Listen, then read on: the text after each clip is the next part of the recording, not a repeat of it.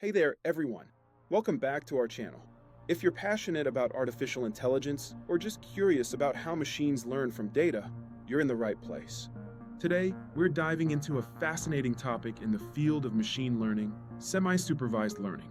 So, grab a snack, settle in, and let's get started. But wait, before we dive deep, let me ask you something. Have you ever wondered how machines learn from data when they don't have all the information they need?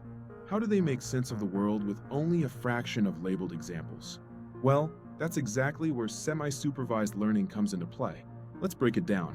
All right, let's start with the basics. In the realm of machine learning, we typically categorize learning methods into three types: supervised, unsupervised, and semi-supervised learning.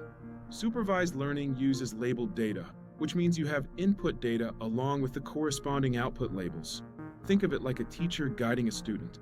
For example, if you want to train a model to recognize cats and dogs, you provide images of cats labeled as cat and images of dogs labeled as dog. Unsupervised learning, on the other hand, doesn't use labeled data. It's like an explorer without a map. The model tries to find patterns and group data on its own. For instance, if you feed it a bunch of images, it might cluster similar images together without knowing what they actually are. Now, semi-supervised learning is where things get interesting. It's a blend of both worlds. It utilizes a small amount of labeled data and a larger amount of unlabeled data. This approach is especially useful in scenarios where obtaining labeled data is expensive or time-consuming, while unlabeled data is abundant. Imagine you're training a model to identify different species of flowers. You might have a data set of 1,000 flower images, but only 100 of those images are labeled with their species.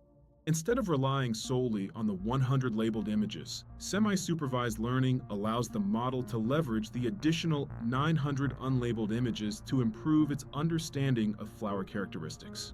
Recent studies have shown that semi-supervised learning can significantly enhance model performance. For instance, a popular semi-supervised technique called self-training allows a model to first learn from the labeled data, then make predictions on the unlabeled data, and iteratively refine its knowledge. According to research, using semi-supervised learning can increase accuracy by up to 20% compared to using only labeled data. Now, you might be wondering, what are the real-world applications of semi-supervised learning? Well, let's explore a few exciting examples. 1. Image classification. Companies like Google and Facebook use semi-supervised learning for image recognition tasks, helping their algorithms learn from vast amounts of unlabeled images on the internet. 2. Text classification.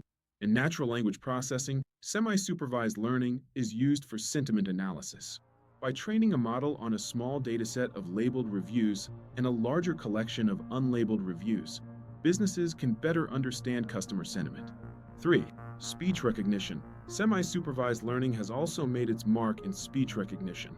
By training voice recognition systems on limited labeled audio clips and vast amounts of unlabeled audio recordings, systems like Siri and Google Assistant can understand and respond to user requests more accurately. 4. Medical diagnosis. In healthcare, semi-supervised learning helps in diagnosing diseases from medical images. With only a few labeled images of tumors, a model can learn to identify patterns by utilizing a larger dataset of unlabeled medical images. It's clear that semi-supervised learning has the potential to bridge the gap between supervised and unsupervised learning, providing a powerful tool for data scientists and machine learning practitioners. But it's not without its challenges. For instance, the choice of the initial labeled dataset can heavily influence the model's performance, and there's always a risk of incorrectly predicting labels for the unlabeled data. To wrap it all up, semi-supervised learning is an exciting and highly useful approach in the field of machine learning that allows models to learn from a combination of labeled and unlabeled data. It's a game changer for tasks where labeled data is scarce yet important.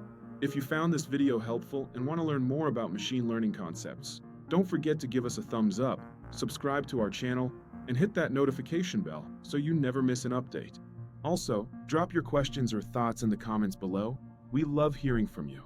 Thanks for watching, and until next time, keep exploring the fascinating world of AI.